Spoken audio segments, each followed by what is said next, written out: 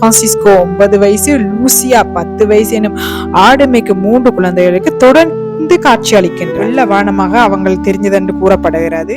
நரகம் எப்படி இருக்கும் என்று அந்த 3 குழந்தைக்கு காமிக்கிறார். சின்ன மேகம், வெள்ள மேகம் தென்படுகிறது. மழையெல்லாம் நின்று ஒரு சூரியன்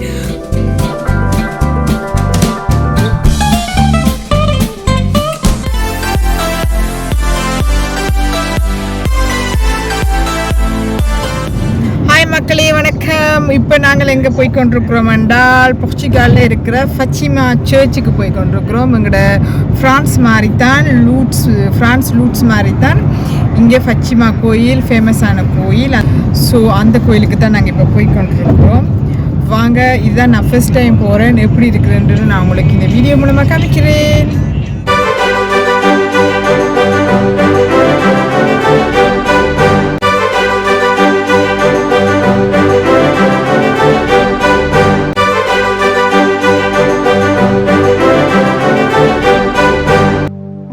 ஆயிரத்தி 1917 மே மாதம் 13 முதல் 1917 அக்டோபர் மாதம் 13 வரை அன்னை மரியாள் ஆடு மேய்க்கின்ற 3 குழந்தைகள், அதாவது ஜசிந்தா 7 வயது, பிரான்சிஸ்கோ 9 வயசு, லூசியா 10 வயசு எனும் ஆடு மேய்க்கும் 3 குழந்தைகளுக்கு தொடர்ந்து காட்சி அளிக்கின்றார்.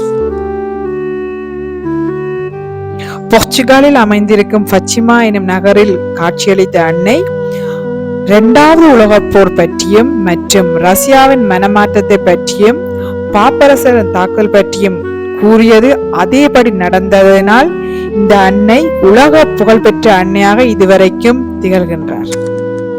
1916 ஏற்கனவே இந்த 3 குழந்தைகளுக்கு மாதா காட்சி அளித்ததாக கூறப்படுறது.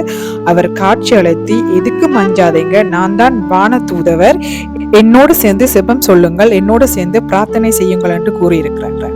அதுக்கப்புறம் 13 மே மாதம் 1917 ஒரு அன்னை வெள்ளை உடையுடன் அந்த 3 குழந்தைகளுக்கு மீண்டும் காட்சி அளிக்கின்றார். காட்சி அளித்து லூசியா எனும் அவரிடம் அவர் கூறுகிறார், அதே ஒவ்வொரு மாசமும் அதே தேதி அதே நேரம் அங்கு வருமாறு கூறுகின்றார். அது மட்டுமில்லாமல் அவர் கேட்டுக்கொள்கிறார், ஒவ்வொரு நாளும் இந்த உலகம் அமைதி பெறவும் அதோடு 1ஆம் உலகப் போர் முடிவடையவும் பிரார்த்தனை செய்யுமாறு கேட்டுக்கொள்கிறார். அந்த காட்சியை கண்ட குழந்தைகள் ஊரில் உள்ளவங்களுக்கும் மற்றும் அந்த அங்கே இருக்கும் கோயிலில் உள்ள ஃபாதர்மாருக்கெல்லாம் இந்த சம்பவத்தை கூறுறாங்க. யாருமே நம்பவில்லை. அதுக்கப்புறமா 13 ஜூன் மாதம் 1917 அந்த பிள்ளைகள் கிட்டத்தட்ட ஒரு 50 பேருடன் அங்கே அதே இடத்துக்கு செல்கிறார்கள். அங்க போய் செபம் சொல்ல வலிக்கிறார்கள். எல்லாருமே முக்கியமா செபம் சொல்ல வேணும் என்று லூசியா கேட்டுக்கொள்கிறார். சொல்லிக்க அன்னை 3 குழந்தைகள் மட்டும் காட்சி அளிக்கிறார். மற்றவங்களுக்கு எதுவும் தெரியல என்றுதான் கூறப்படுகின்றது. காட்சி அளித்து லூசியாவுக்கு என்ன கூறுகிறார் என்றால், உன்னுடைய கசன்ஸ், அதாவது ஜசிந்தாவும் பிரான்சிஸ்கோவும் அவங்க கிட்டடியில இறந்து போவாங்க என்று கூறுகின்றார். 3வது காட்சி 13 ஜூலை 1917 அதாவது ஒரு வெள்ளிக்கிழமை ஒரு அன்னை வெள்ளை உடையுடன் திரும்பவும் அந்த 3 குழந்தைகளுக்கும் காட்சி அளிக்கிறாங்க. அந்த 3 குழந்தையும் அதே இடத்துக்கு 2000 பேரோட போறாங்க. ஆனால் அவங்களுக்கு காட்சி அளிக்கிறாங்க. அந்த 2000 பேருக்கு சில பேருக்கு என்ன தெரிகிறது என்றால், வானத்தில் ஒரு குட்டி வானம், வெள்ள வானமாக அவங்க தெரிஞ்சது என்று கூறப்படுகிறது. அன்னை காட்சியளித்து என்ன சொல்றாண்டால், திரும்பவும் இந்த உலக அமைதி பெறவும் இந்த 1ஆம் உலகப் போர் முடிவடையவும் செபம் சொல்லுமாறு கேட்டுக்கொள்கிறார். அது மட்டும் இல்லாமல் அந்த சமயம்தான் அவங்க நரகம் எப்படி இருக்கும் என்று அந்த 3 குழந்தைக்கு காமிக்கிறார். அதாவது ஒரு நெருப்பு கடல், அந்த நெருப்பு கடல்ல ஆவியலும் பேய்களும் அல்லூலப்பட்டு கத்தி கொண்டிருக்கிறது அவங்களுக்கு காமிக்கின்றார். அதன் மட்டும் இல்லாமல் 3 ரகசியங்கள் அந்த குழந்தைக்கு அன்னை மரியா கூறுகின்றார். 2 ரகசியங்கள் 1942 தான் வெளிவந்தது. 3ஆம் ரகசியம் 2000 தான். காட்சி அளித்த அன்னையிடம் லூசியா கேட்டுக்கொண்டிருக்கிறார். மக்கள் நம்புறதுக்காக அவங்களுக்கும் காட்சி அளிக்கும்படி கூட்டுகிறார். அதேபடி அன்னை கூறுகின்றார், 13 அக்டோபர் மாதம் அந்த இடத்துக்கு வருமாறு தான் அதன்படி செய்கின்றபடி என்று கூறுகின்றார். அப்புறமா 13ஆம் தேதி ஆகஸ்ட் மாதம் 1914 கிட்டத்தட்ட 5000 பேருக்கிட்ட அதே இடத்துல காத்து கொண்டிருக்கிறாங்க. ஆனா அந்த 3 பசங்களையும் காணல. ஏனென்றால் போலீஸ் எல்லாம் அவங்களை அரெஸ்ட் பண்ணிட்டு, ஏனென்றால் மக்களுக்கு இடையூறாக இருக்கிறதால அவங்களை அரெஸ்ட் பண்ணி வெளியில விடாம இருக்கிறாங்க. ஆனால் அந்த இடத்துல ஒரு டிஃப்ரெண்டான சூழ்நிலை அவங்க உணர்றாங்களா, அதாவது ஒரு நாளும் இல்லாத ஒரு சூழல் அங்க நிகழ்வுறது. அதை அவங்க உணர்கிறாங்க. என்ன பிரச்சனை நடந்துருமோன்னு போலீஸ் என்ன செய்யறாங்கன்னா அந்த 3 குழந்தைகளையும் ரிலீஸ் பண்றாங்க. 5வது காட்சி 13ஆம் தேதி செப்டம்பர் மாதம் 1917 அதே இடத்துல நிகழ்கின்றது. கிட்டத்தட்ட 10,000 மக்கள் திகழ்கின்றாரு அங்க. எல்லாருக்குமே அந்த காட்சி கனவு. ஆனா சில பேர் சொல்றாங்க ஒரு சின்ன வெள்ள மேகத்தை கண்டதாக அவங்க கூறுகிறாங்க. திருப்பி லூசி என்ன சொல்றாங்கண்டா, அவங்களுக்கு மாதா என்ன சொல்றாங்கண்டா, அடுத்த மாசம் தான் காட்சி அளிக்கிறதாக கூறுகிறார் அவங்களுக்கு கூறுகிறார். கடைசியா அவங்க காட்சி கொடுத்த நாள் எப்பன்னு பாத்தீங்கன்னா 13 அக்டோபர் 1917 அந்த வானிலை என்ன சொல்லுது என்றால், அந்த புயல் காத்து மழையாக இருக்க மட்டும் கூறுறாங்க. ஆனா எல்லாருமே மாதா காட்சி அளிக்கிறது பாக்குறதுக்காக சில பேர் நம்பாதவங்களும் அங்க எல்லாருமே அதே இடத்துல ஒன்று சேர்றாங்க. ஒன்று சேர்ந்து மாதாக்காக வெயிட் பண்ணுறோம். அந்த மழை நிறைய மழை பெய்து இருக்குது.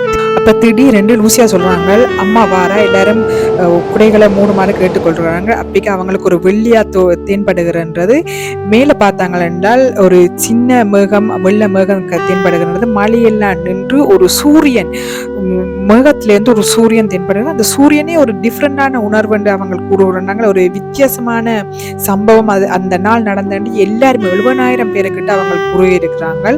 ஒரு சூரிய வெளிச்சம் அந்த ஒளி ஒரு கடவுள் தோன்றி மறைந்த மாதிரி ஒரு ஒளி ஒன்று தான் நிறைய பேர் கூறுகின்றாங்க. அதுல மாதா தோன்றி என்ன கேட்டுக்கிறாங்க என்றால், 1வது உலக போர் முடிவடை போன்றது, அத்துடன் தனக்கு ஒரு கோயில் கட்டுமாறு கேட்டுக்கொள்கிறார்.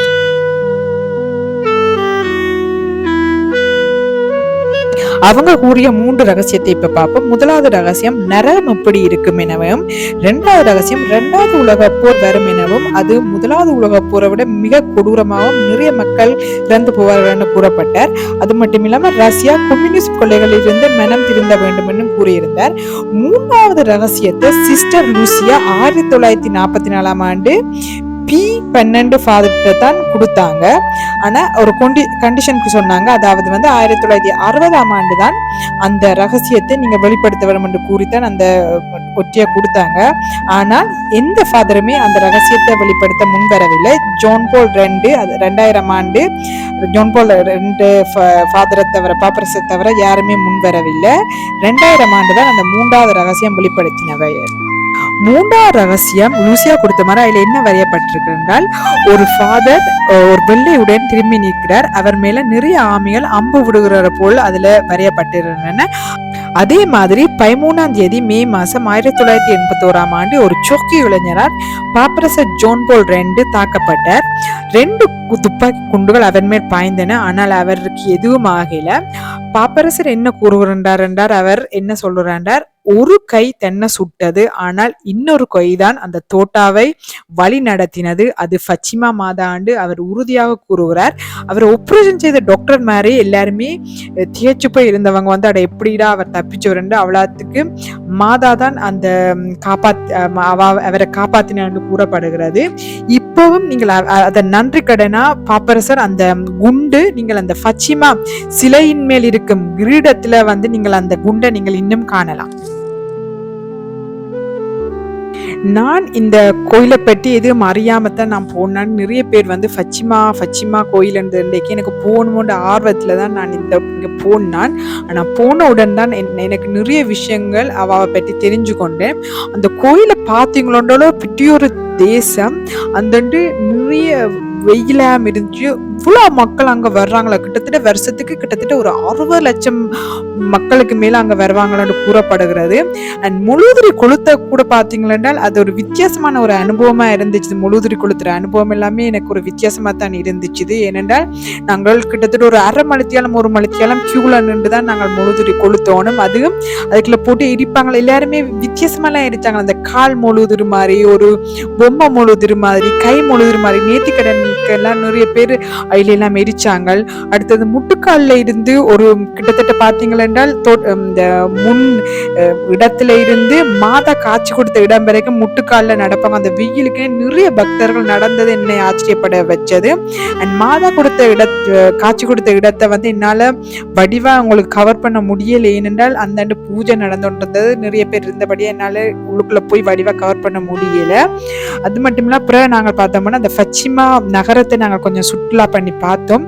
உண்மையாவே அது ஒரு தெய்வீக இடம் என்று தான் சொல்லணும். ஒரு டிஃப்ரெண்டான அனுபவம் கிடைச்சிதா இல்லை நடக்கவே ஒரு சந்தோஷமா இருந்துச்சு. இது அங்க அந்த உணர்வை உணர முடியும் எங்களால வந்து. இப்ப நானெல்லாம் வந்து ஸ்ரீலங்கால பிறந்து பிரான்ஸ்ல வாழ்றேன். நான் போர்ச்சுகல் மாதாட்ட இப்படி நான் போனேன்றது வந்து உண்மையாவே நாங்க கொடுத்து வச்சிருக்கோணும். எனக்கு அது ஒரு மாதா என்ன அழைச்சோன்னு தான் நான் சொல்லணும். ஏனென்றா மாதா அழைக்காட்டி நாங்க எங்கேயுமே போகலாது. லூட்ஸ் மாதாவா இருக்கட்டும், ஃபச்சிமா மாதாவா இருக்கட்டும், என்ன எப்போ அழைக்கிறாங்களோ எனக்கு அது ரொம்ப சந்தோஷம்தான். கடவுள் வந்து ரொம்ப முக்கியம். நாங்கள் கடவுளை வணங்குறது ரொம்ப முக்கியம். நம்பிக்கை, பொறுமை உடனே எங்களுக்கு கேட்ட உடனே கிடைக்க போறதும் இல்லை. உங்களுக்கு என்ன தேவையோ அதை கடவுள் நிச்சயமா எங்களுக்கு கொடுப்பாங்க. நாங்கள் வந்து எப்பவுமே வந்து எங்களை மீறின ஒரு சக்தி இருக்குது. கடவுளை நம்புங்க, கடவுளை பிரார்த்தனை செய்யுங்க, முழுமையா நம்புங்க. கடவுள் எங்களுக்கு நல்லதே செய்வார்.